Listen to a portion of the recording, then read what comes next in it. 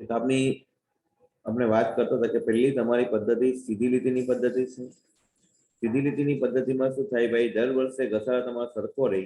અગર સમજી લો ભાઈ વાર્ષિક ઘસારાની રકમ 10,000 આવી, તો છેલ્લે સુધી પહેલું વર્ષ, બીજું વર્ષ, ત્રીજું વર્ષ, જ્યાં સુધી યંત્ર વપરાશે ત્યાંથી તમારે 10,000 રૂપિયા ગણ્યા કરવાના।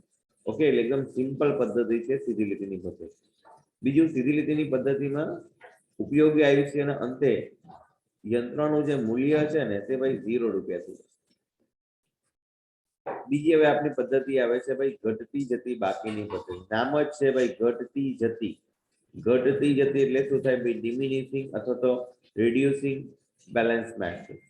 તો આ પદ્ધતિમાં શું છે કે ભાઈ દર વર્ષે, નામ પરથી પહેલા સમજીએ તો દર વર્ષે તમારી ઘસારા રકમ છે ને ક્રમશઃ ઘટ્યા કરશે। તો અહીંયા આપણે લખેલું તે વાંચી લઈએ એકવાર। આ પદ્ધતિમાં દર વર્ષે યંત્રની જે બાકી બચે ને તેના પર ઘસારો કરે। સીધી લીટીની પદ્ધતિમાં શું છે, ઘસારો હંમેશા તમારું પડતર કિંમત પર ગણે। અહીંયા તમારી ઘટતી જતી બાકીની પદ્ધતિમાં બાકી લખ્યું છે ને એટલે જે દર વર્ષે યંત્રની જે બાકી હોય ને એ બાકી પર ઘસારો ગણે। બીજું, આ પદ્ધતિમાં ઘસારો છે ને ક્રમશઃ શું થાય, ઘટ્યા કરે। કે પહેલા વર્ષે સે ફોર એક્ઝામ્પલ 10,000 હોય તો પછી 9,000 થાય, પછી 8,000 થાય, પછી 7,000, એક એક્ઝામ્પલ આપે છે। એટલે આ રીતે દર વર્ષે તમારો ઘસારો શું થાય, ઘટતો જાય। અને બીજું સૌથી અગત્યનો પોઈન્ટ જે છે તે કે આવકવેરામાં છે ને ભાઈ આ પદ્ધતિ માન્ય છે। ઓકે, સીધી લીટીની પદ્ધતિ કરતા આ પદ્ધતિ અલગ કેવી રીતના છે, પાછું એકવાર કહે તો સીધી લીટીમાં પડતર કિંમત પર ઘસારો ગણાય। અહીંયા જે ઘસારો ગણાય છે તે યંત્રની બાકી પર ગણાય। દર વર્ષે જે બાકી બચે એના પર તમારે ઘસારો, ઘસારા રકમ ક્રમશઃ શું થશે, ઘટતી જશે। ઓકે, બાકી એકાઉન્ટિંગ એન્ટ્રીસમાં આમનોનમાં કશે કોઈ ડિફરન્સ નહીં આવશે, ખાલી ઘસારાની રકમમાં તમારો ડિફરન્સ આવે છે। ચાલો એક દાખલો આપણે જોઈએ તો વધારે આઈડિયા આવશે। જો પહેલો દાખલો, હવે આ દાખલામાં શું લખેલું છે, જો 1/4/15 ના રોજ એક યંત્રની ખરીદ કિંમત કેટલી છે, 57,000 છે। યંત્રનો ગોઠવણીનો ખર્ચ કેટલો છે, 13,000 છે। ચાલો, ખરીદ કિંમત 57,000 ને ગોઠવણી ખર્ચ 13,000 છે। એટલે પહેલા આપણે જે શોધવાનું છે એની પડતર કિંમત શોધી કાઢીએ। પડતર કિંમત એટલે સી આપણે શોધી કાઢીએ। તો બોલો સી કેટલા મળશે, 57,000 ની ખરીદ કિંમત છે અને ગોઠવણી ખર્ચ કેટલો થયો છે ભાઈ, 13,000। એટલે 57,000 પ્લસ 13,000 એટલે તમારું આપણે ટોટલ મળશે 70,000। હા, એની પડતર કિંમત। હવે આગળ વાંચીશું। યંત્ર પર 10% લેખે કઈ પદ્ધતિ લખી છે, ઘટતી જતી બાકીની પદ્ધતિએ ઘસારો ગણાય છે તો પ્રથમ 3 વર્ષનો ઘસારો ગણવાનો। ચાલો, પ્રથમ 3 વર્ષનો આપણે ઘસારો ગણવાનો છે, ઘટતી જતી બાકીની પદ્ધતિનો ઉપયોગ કરવાનો છે। ચાલો, ઘટતી જતી બાકીનો પદ્ધતિનો ઉપયોગ કરીને પ્રથમ 3 વર્ષનો ઘસારો આપણે ગણવાનો છે। ચાલો પહેલા પાછું એકવાર દાખલા માટે લખી દઈએ કે તમારું ભાઈ સી કોસ્ટ કેટલું હતું, તો 57 અને 13 એટલે કોસ્ટ તમારું હતું 70 હશે। ચાલો, રેટ, તો તમારો રેટ કેટલો આપેલો છે, પાછો એકવાર જોઈ લે ભાઈ રેટ કેટલો છે, તો રેટ તમારો કેટલા ટકા છે, 10% છે। તો 10% આપણો રેટ છે એટલે આર તમારો 10% છે। પણ હવે તમારે કઈ પદ્ધતિ ઘસારો કરવાનો છે, ઘટતી જતી બાકીની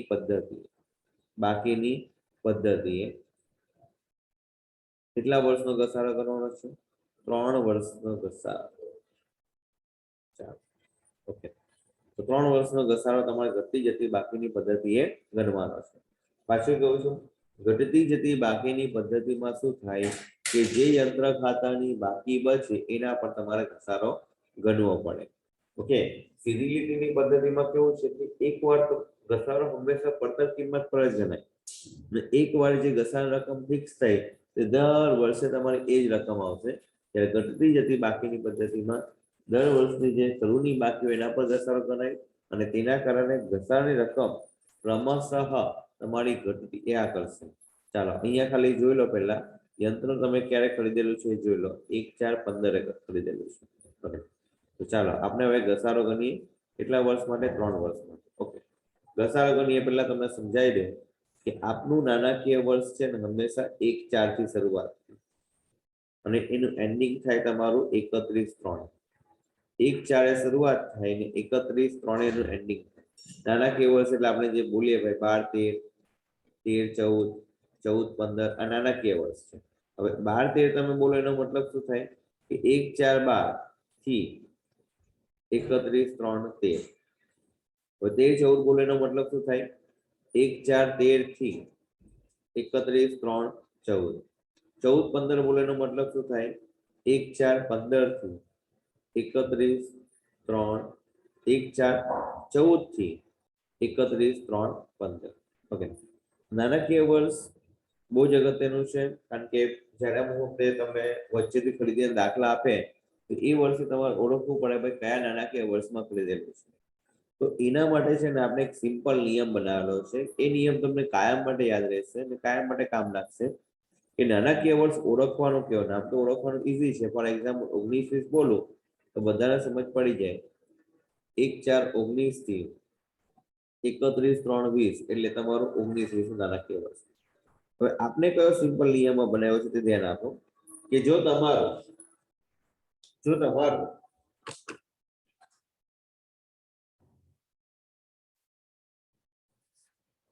તમારા 1 થી લઈને 3 મહિના આપે એટલે પહેલો મહિનો, બીજો મહિનો અને ત્રીજો મહિનો આપે તો તમારે શું યાદ રાખવાનું તો એ યાદ રાખવાનું કે ભાઈ જે વર્ષ આપેલું છે તે અને તેના અગાઉનું વર્ષ. ફોર એક્ઝામ્પલ કે તમને તારીખ આપેલી છે ભાઈ 2/2/2019 બોલો 2/2/2019 છે તો આ બીજો મહિનો છે. તો બીજો મહિનો તમારો આપેલો હોય તો જે વર્ષ આપેલું છે તે એના અગાઉ નાણાકીય વર્ષ કેવો થશે ભાઈ 18. ઓકે, પછી સમજી લો કે ભાઈ 20/1/2018. ચાલો 20/1/2018 થી નાણાકીય વર્ષ તો છે પહેલો મહિનો આપેલો છે ને તો 1 થી 3 મહિના આપે તો જે વર્ષ આપેલું છે તે અને એની અગાઉ જવાનું તો બોલો આ નાણાકીય વર્ષ તો થશે 17/18. ચાલો બીજા થોડા 1-2 એક્ઝામ્પલ જોઈ લઈએ. સમજી લો કે ભાઈ 13/3/2020. ચાલો 13/3/2020 આપ્યું ત્રીજો મહિનો આપ્યો છે તો જે વર્ષ આપેલું છે એના અગાઉ જવાનું તો નાણાકીય વર્ષ કેવો થશે બોલો 19. એટલે પહેલો નિયમ એ છે કે ભાઈ 1 થી 3 મહિના આપેલા હોય આ થંબ રૂલ આપણે બનાવેલા છે કે 1 થી 3 મહિના આપેલા હોય એટલે 1, 2, 3 તો જે વર્ષ આપેલું છે એના અગાઉ.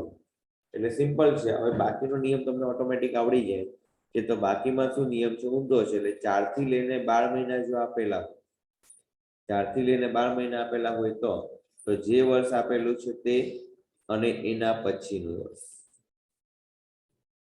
ફોર એક્ઝામ્પલ હમણાં આપણે તમને જોઈએ કે ભાઈ આજે 24/1/22 તારીખ સમજી લો છે 24/1/22 તો આ તો આપણાનું થાય 24/1 જવાનો 24/7/22 તો બોલો 7મો મહિનો દેખાય છે ને 4 થી લઈને 12 તો જે વર્ષ આપેલું છે તે અને એના કા જવાનું અગાઉ.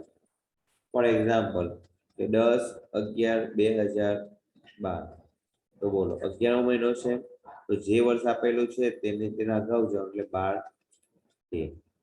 બરાબર છે. એટલે સિમ્પલ નિયમ શું છે કે જે વર્ષ તમારું આપેલું હોય તે અને જે વર્ષ આપેલું છે તે અને તેના અગાઉ જવાનું 25/8/2019 છે તો બોલો શું આવશે 2019-20. ઓકે, એટલે આ સિમ્પલ નિયમ છે કે 1, 2, 3 મહિના આપેલા હોય તો જે વર્ષ આપેલું છે તે અને એના અગાઉ જવાનું અને 4 થી લઈને 12 મહિના આપેલા હોય તો જે વર્ષ આપેલું છે તે અને એના પછી જવાનું. ઓકે, એટલે આટલા નિયમો તમારે ખાસ યાદ રાખવાનું એ આગળ જ્યારે આપણે વચ્ચેથી કોઈ યંત્ર ખરીદવાનું આવશે આમનો લખવાની આવશે ત્યારે એ વસ્તુ કામ લાગશે. ચાલો હવે આપણે દાખલા પર પાછું ચાલ્યા છીએ એકવાર. તો દાખલામાં શું હતું પાછું એકવાર સમજી લઈએ. તો સી તમારા છે 70,000, આર તમારા 10% છે અને ઘટતી જતી બાકીની પદ્ધતિએ કેટલા વર્ષનો ઘસારો કરવાનો છે ભાઈ 3 વર્ષનો. તો હવે કેવી રીતના ઘસારો કરાય ધ્યાન આપશો. અહીંયા એક સાથે કઈ સૂત્ર મૂકીને નહીં ગણાશે, કારણ દર વર્ષનો ઘસારો તમારો અલગ હશે. એટલે વિગત રકમ રૂપિયા 2 કોલમમાં. ઓકે, ચાલો કઈ તારીખે યંત્ર ખરીદેલું છે? 1/4/15. તો 1/4/15 બ્રેકેટમાં લખવાનું ભાઈ ખરીદ્યું. ઓકે, કેટલા રૂપિયા? તમારો ટોટલ કોસ્ટ કેટલો થયો? 70,000. ઓકે, માઇનસ હવે લખવાનું તમારે ઘસારો. માઇનસ તમારે લખવાનું ઘસારો. ચાલો ઘસારો માઇનસ લખો. ચાલો તો ઘસારો કેવી રીતના ગણાશે? અહીંયા જે કિંમત હશે એના પર, એટલે 70,000 ગુણ્યા 10%. 70,000 ગુણ્યા 10%. ચાલો 70,000 ગુણ્યા 10% કરો એટલે કેટલા આવશે? 7,000. અચ્છા 1/4/15 છે ને, એટલે તમારો ઘસારો કઈ તારીખે ગણાશે ખબર છે? 31/3/16. 31/3/16 એ તારીખે તમારો ઘસારો ગણાશે. ઓકે, ચાલો હવે ધ્યાન આપજો. 31/3/16 એ તમારો ઘસારો ગણાશે. એટલે 70 માંથી 7 તમારે બાદ કરવાના. ચાલો 70 માંથી 7 બાદ કરો એટલે કેટલા આવ્યા ભાઈ? 63,000. આ 63,000 તમારી 1/4 1/3/16 ની બાકી આવશે.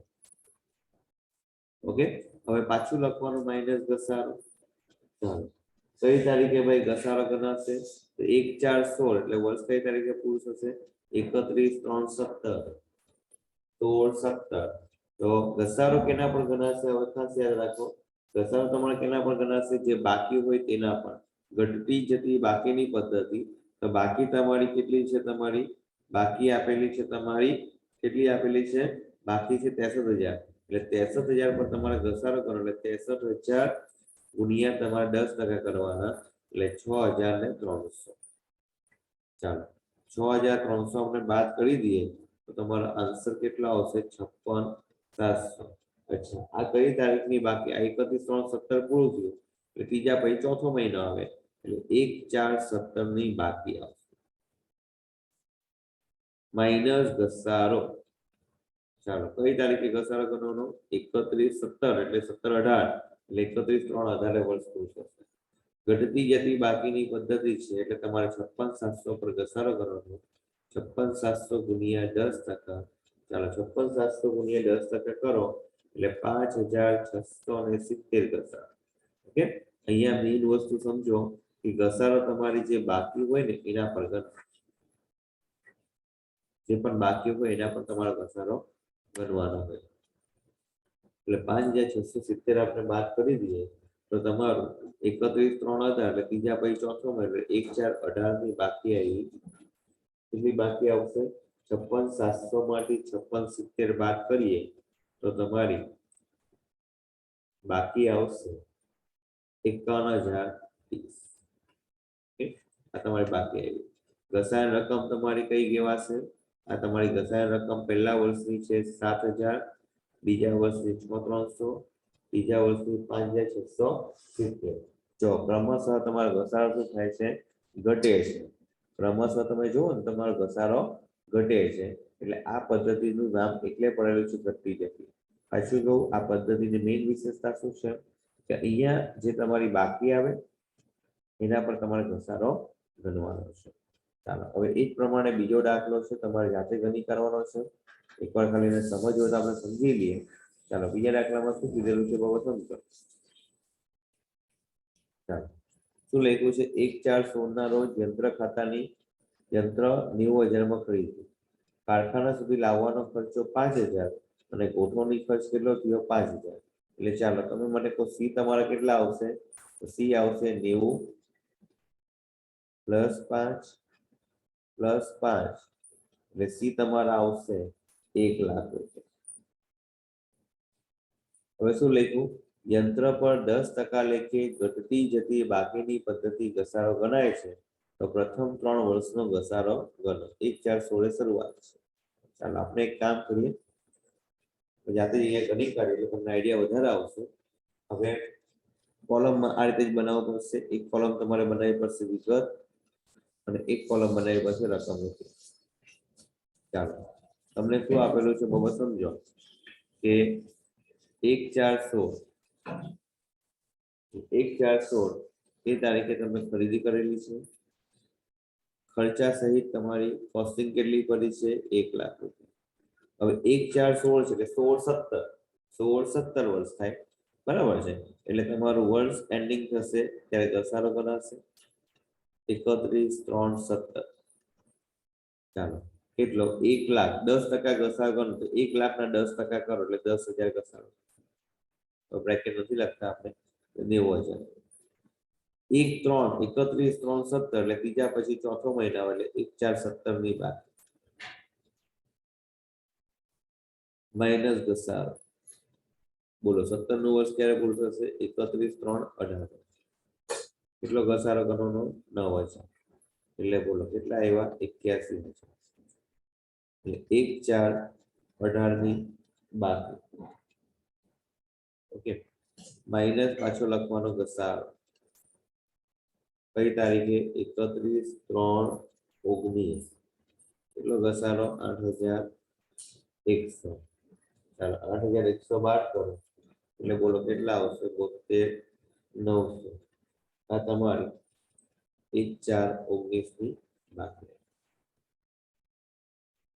હવે આના જેવા એક બે દાખલા આપણે તમને કરવા માટે આપીએ છીએ, પણ તમારી સાથે ગણી કાઢવાનો છે. એક જ દાખલો તમને આપું છું, તમારે ગણી કાઢવાનો. ત્રીજો દાખલો થશે એક્સ્ટ્રામાં પેલો દાખલો. 1 4 17 ના રોજ રૂપિયા 40,000 યંત્ર ખરીદ્યું, જેનો ગોઠવણી ખર્ચ રૂપિયા 10,000 થયો. આ યંત્ર પર 10% લેખે ઘટતી જતી બાકીની પદ્ધતિ 3 વર્ષનો ઘસારો ગણો. ઓકે, આ દાખલો પણ તમારે જાતે કરી દેવાનો. બાકીના જે દાખલા તમને કરાવ્યા છે એ પણ તમારે વ્યવસ્થિત લખીને કમ્પ્લીટ કરવાનું. નેક્સ્ટ આપણો જે લેક્ચર આવશે, નેક્સ્ટ લેક્ચરમાં આપણે લોંગ ક્વેશ્ચન કેવી રીતના કરાશે, યંત્ર ખાતું કેવી રીતે તૈયાર કરાશે, એના વિશે વિગતે જોઈશું. ત્યાં સુધી આટલું તમારે કમ્પ્લીટ કરી દેવાનું છે.